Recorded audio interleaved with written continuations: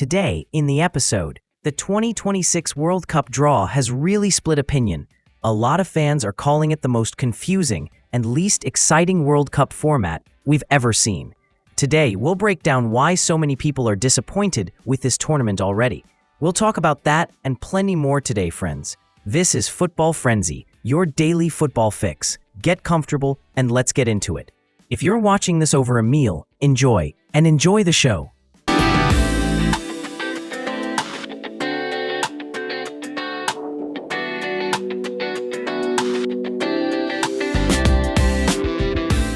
John Duran has had a wild career arc. The Colombian forward broke through in Europe, showed real promise at Aston Villa under Unai Emery, and was so effective off the bench that Al Nassr didn't hesitate to drop €90 million on him. Duran agreed to the move for the money, of course. But even that huge salary didn't make life in Saudi Arabia easier. He scored a couple of goals, then started complaining that he felt uncomfortable and began pushing for another transfer. That's when Fenerbahce stepped in, coached at the time by Jose Mourinho. The Special One personally convinced Duran to move to Istanbul. The loan got done and Duran is still at Fenerbahce. This season he suffered a serious injury and missed a lot of games, but he's recently returned, and as always, there's drama around him. He was late to his very first training session, which really irritated Mourinho. Later, he mocked a journalist who asked him a question in Turkish. Most recently, Duran equalized in the Istanbul derby in the 95th minute. Emotions were off the charts. He got carried away and celebrated in a pretty wild way. He jumped onto the advertising boards in front of the fans and grabbed his crotch, shaking it toward the stands. Galatasaray obviously didn't like that celebration one bit and have filed a complaint against the player. According to Hurriyet, they went to the prosecutor's office at the Anatolian Palace of Justice. Duran is being accused of harassment and exhibitionism. It's not entirely clear how this gets classified as exhibitionism, since he never removed any clothing, and it's also unclear who exactly is considered the victim of this harassment. Duran's celebration was definitely provocative and offensive, and football authorities could easily decide to ban him for a couple of matches for that kind of behavior. A short suspension would feel like a fair football punishment, but turning this into a criminal case with words like harassment and exhibitionism feels like a big stretch for what was, in football terms, crude and stupid showbaiting. Everyone knows Neymar has serious meniscus issues. Brazilian media claimed he wouldn't play again in 2025, which makes sense. Knee injuries usually mean a long recovery, but Neymar keeps stepping onto the field. He started a match against Sport Recife, the main outsider in the Brazilian league, and recorded 2 goal contributions that helped Santos grab all 3 points. In the next round, he started again, this time away against Juventude, another relegation candidate. It was crucial for Santos to win there too, to pull away from the drop zone before the decisive part of the season. And in that game, Neymar did something nobody really expected anymore. He scored a hat-trick. To understand how rare this is, the last time Neymar scored 3 in a single match was over 3 years ago, against Clermont, back when he still played for PSG.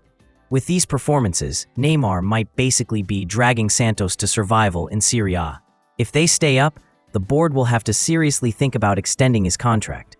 After the win over Juventude, Neymar said very clearly that he wants to stay. As for the future, my contract ends in a few weeks, but my priority will always be Santos. Let's say the board appreciates what he's done and gives him a new deal. What then happens to his dream of playing at the 2026 World Cup? Brazilian football will soon go on a break until April, if you don't count the state championships. It's hard to imagine Carlo Ancelotti making big World Cup decisions based on regional league games. So Neymar doesn't have many options. He probably needs to return to European football. Otherwise, he can practically forget about a serious shot at the World Cup. The last European club strongly linked with Neymar was Manchester United. Whether that move would make sense on the field is a big question. But from a marketing point of view, it's a huge story that would only boost United's global popularity. So here's the possible plan. Neymar extends with Santos, but during the Brazilian league break, he goes on loan to a club in the British Isles. If it works out, everybody wins. United attract even more fans from South America. Neymar gets back into elite-level football and into the Brazil squad. and Santos eventually receive a player returning in good shape. The only big if is the meniscus. We still don't fully understand how serious the damage is and how much time Neymar actually needs to get fully healthy. This winter, Anatoly Trubin might trade in his Benfica shirt for a chance to play in the Premier League. The Ukrainian goalkeeper has now spent 3 seasons in Portugal and has been the clear number 1 for almost all of that time. Backup keepers have gotten the occasional game, but Trubin has played the majority of Benfica's matches. He's grown a lot there, calmer, more technically solid, and is really on the verge of becoming a top-level goalkeeper. Out of curiosity, I went onto some stat sites and compared him to the best goalkeeper in the world, in my opinion. I expected Trubin to be close to Courtois, but still behind him. Turns out Trubin actually beats him in 4 out of 5 key categories. His difference between expected goals and goals conceded is better. On average, he lets in fewer goals per game, which honestly surprised me. He also has a higher clean sheet percentage, and he saves half the penalties he faces. In Portugal, opponents have taken 10 penalties against him. He saved 5. According to journalist Sam Cohen, several Premier League clubs will try to sign Trubin in the winter window. He doesn't list specific teams, but it's not hard to guess who needs a new goalkeeper. The most obvious option is Tottenham. For the 2nd season in a row, Vicario has struggled. He has only 4 clean sheets in the league, 2 clear errors leading to goals, and 13 goals conceded in just the last 4 league matches. Trubin's contract includes a €100 million release clause. No one is paying that, especially since his market value is about 4 times lower. But Benfica's board understands the player wants to take the next step, so they'll probably look for something around 40 million. For a Premier League club, that's not a crazy fee, so Tottenham have a real chance to fix their goalkeeper problem for a relatively modest price, and maybe finally stop leaking so many goals. Raheem Sterling's career has taken a strange turn since leaving Manchester City. Remember that guy? He moved to Chelsea to become the leader of the new project under the American owners. They paid almost €60 million for him. In his first couple of seasons, Sterling still played at a decent level. He didn't match his City numbers, but he was a regular starter. Everything changed when Enzo Maresca arrived. The Italian coach split the overcrowded squad into 3 groups: guaranteed starters, promising players worth keeping, and a 3rd group, guys the club wanted to move on as soon as possible.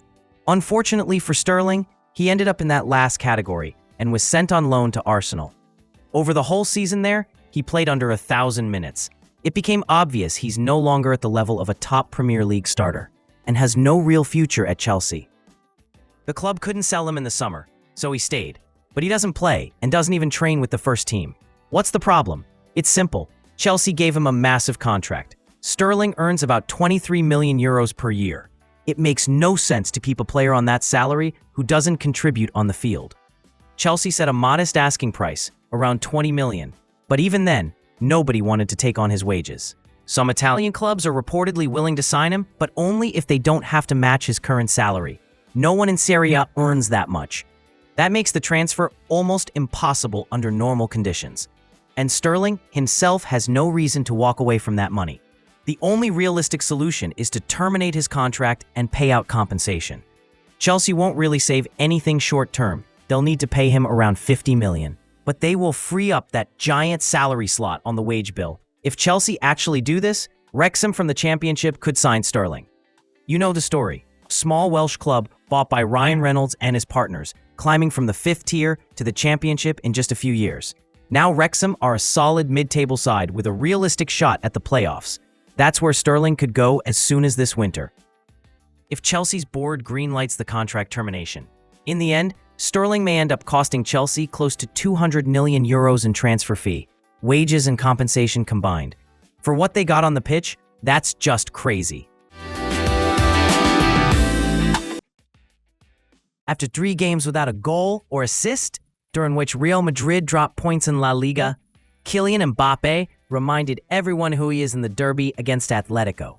The Frenchman scored a brilliant brace and tightened his grip at the top of the La Liga scoring charts. He already has 16 league goals, double the total of his closest chaser. Mbappe has also entered the top 5 scorers in a single calendar year. He scored 60 goals, putting him 4th on that historic list. Only Ronaldo, Lewandowski, and Messi are ahead of him, and he can realistically catch 2 of them by the end of the year. He needs just 7 more goals. With numbers like that, it's no surprise Mbappe is seen as the main favorite for the next Ballon d'Or. It's not just stats nerds and betting sites saying it. Football legends like Wesley Sneijder agree. Given how the voting system works now, I'm almost 100% sure Mbappe will win the Ballon d'Or next season. Plus, he's now a real center forward and is playing better than he did on the wing, Sneijder said. Of course, we're only in the middle of the season, and it's too early to make any guarantees. But Mbappe's form is so strong that voters at France Football will almost certainly rate his year very highly. The big question is how much Real Madrid will win by the end of the season, and how France will perform at the World Cup. With trophies on both fronts, and with a bit of help from Florentino Perez's PR machine, Mbappe has a very real chance of finally lifting the Ballon d'Or. There's also constant talk about his personal life. Media in Europe are reporting that Mbappe is dating Belgian model Stephanie Rose Bertram. So yeah, on and off the pitch, Kylian is trending. Barcelona might be able to fix a lot of their financial problems with just one transfer. Spanish journalists keep repeating that the club will be paying for the mistakes of the Josep Bartomeu era for a long time. Even returning to Camp Nou won't instantly solve everything, since the stadium reconstruction is still ongoing and costs are huge. The board may have to make one extremely painful decision to finally get out of crisis mode. We've already talked about a possible Rafinha sale. Many clubs would love to sign him and are ready to pay big money. Newcastle, for example, would reportedly go up to 150 million euros for the Brazilian. But Barca have an even more valuable asset, whose sale would break all transfer records. And you already know who I'm talking about, Lamine Yamal.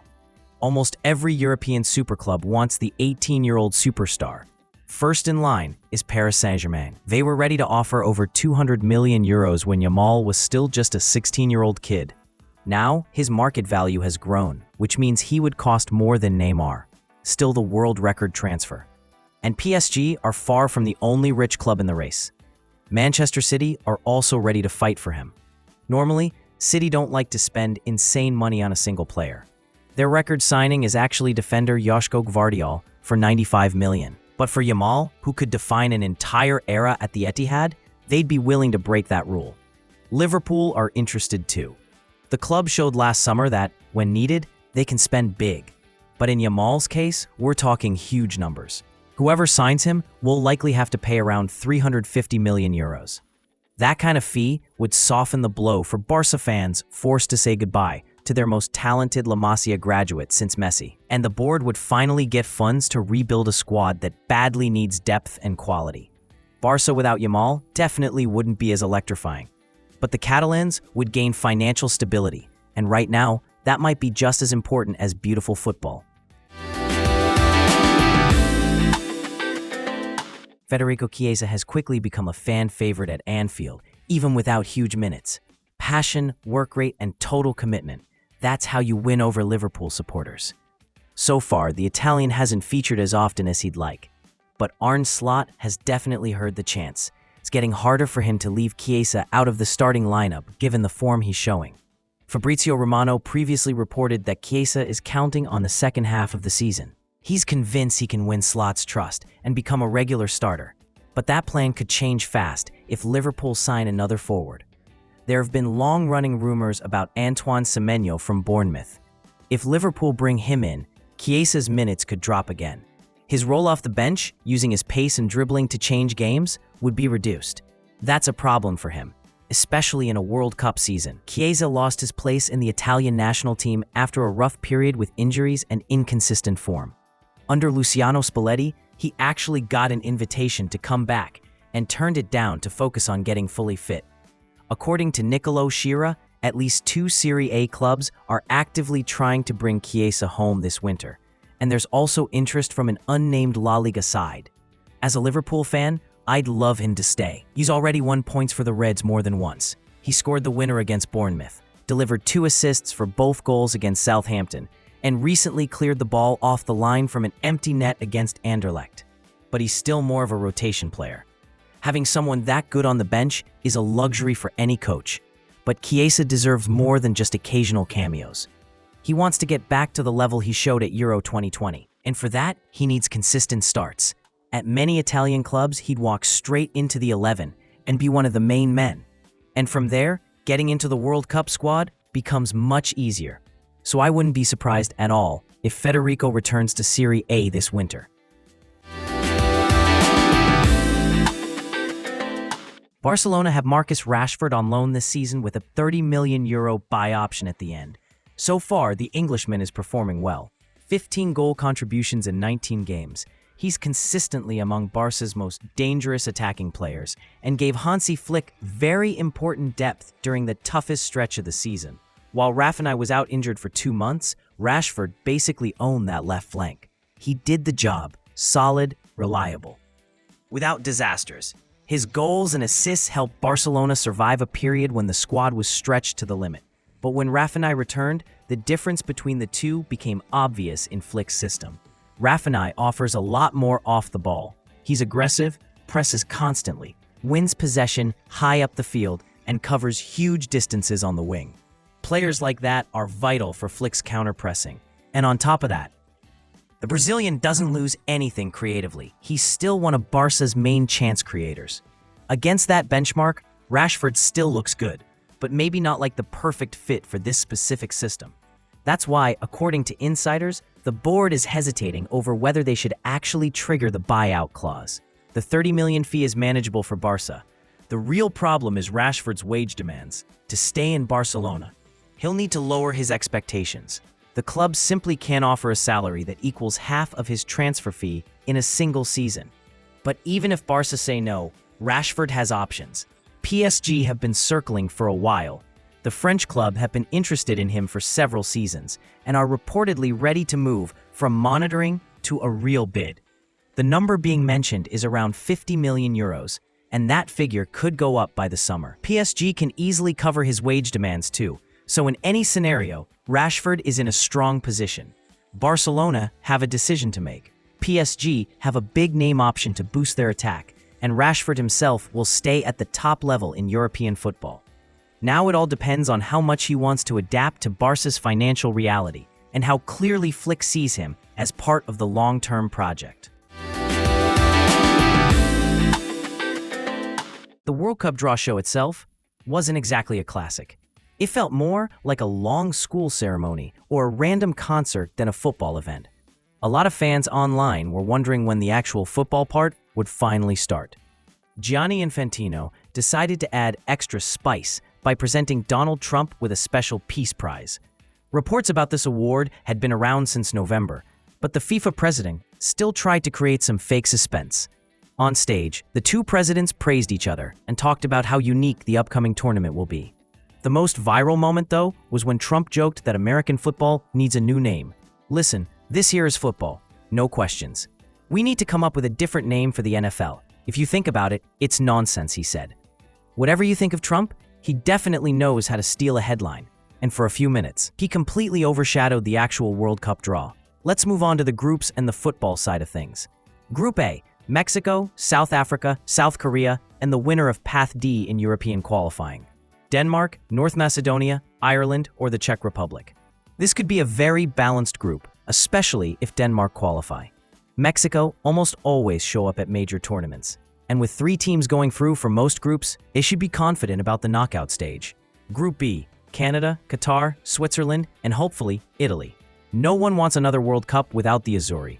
Qatar have improved, but on paper, they still look like the 4th best team here. Switzerland should reach the playoffs on experience alone, and Canada are in good form and playing on home soil. Group C, Brazil, Morocco, Haiti, and Scotland. If the 3rd-place team qualifies, things are pretty clear. Haiti will be the underdogs. And the other 3 look stronger. Even for Brazil, this isn't a walk in the park. Both Morocco and Scotland are very dangerous on the counter. Group D, USA, Paraguay, Australia, and the winner of Path C. Kosovo, Turkey, Romania, or Slovakia. The hosts got a relatively friendly draw. Australia are always competitive. Paraguay are tricky, and the European qualifier will be decent too. But overall, this is a group where Pochettino's team should be aiming not just for qualification, but for first play.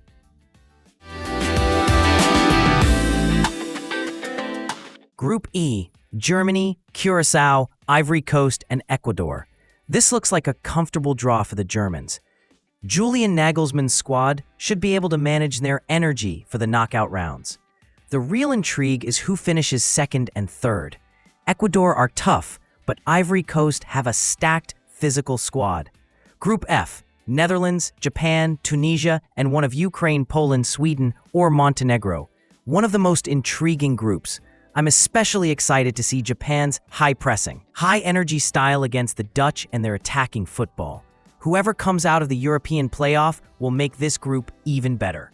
Group G, Belgium, Egypt, Iran, and New Zealand. Belgium got a favorable draw. Iran are always capable of a surprise, even without home support. We've seen that before.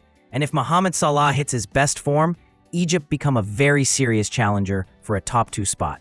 Group H, Spain, Uruguay, Cape Verde, and Saudi Arabia. Saudi Arabia are not as dangerous as they were in 2022. 2 playoff spots should almost certainly go to Spain and Uruguay. I don't have many doubts about Spain finishing first. Uruguay are still refining themselves under Marcelo Bielsa, but their ceiling is high. Group I, France, Senegal, Norway, and a playoff winner. We're getting Mbappe versus Haaland in the group stage. That alone sells this group. I'd be shocked if Norway topped France, but they definitely have the talent to make it interesting and fight for second place with Senegal. Group J, Argentina, Algeria, Austria, and Jordan. Any of these teams can theoretically take points off Argentina, but let's be honest, Messi and company should still win the group and progress without major drama. Group K, Portugal, a playoff winner, Uzbekistan, and Colombia.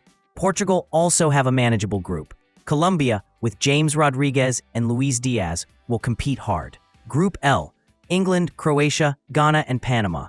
Here the main question is who finishes first and who ends up second. England are the favorites on paper, but this is Croatia, a team that always seems to come alive at major tournaments. Ghana and Panama will have to be perfect to crack that top 2. If you look at the entire draw, there isn't a classic group of death this time. There's some fun matchups, but not many games that feel like can't-miss events weeks in advance. As for the new format itself, a lot of fans are underwhelmed. Expanding the tournament brings more teams and more games, but it also lowers the overall average level. With 8 third-place teams reaching the knockout stage, the sense of do-or-die drama in the group phase is clearly weaker than before. Maybe the upside is simple. More countries get to experience a World Cup. More fans see their national team on the biggest stage, and FIFA, of course, earns more money. Whether that trade-off is worth it, more quantity, less tension, is something all of us will decide as we watch the tournament play out. That's it for today. Thanks for watching and for subscribing to the channel. And this was Football Frenzy, your daily football fix. Peace to your home and take care, friends.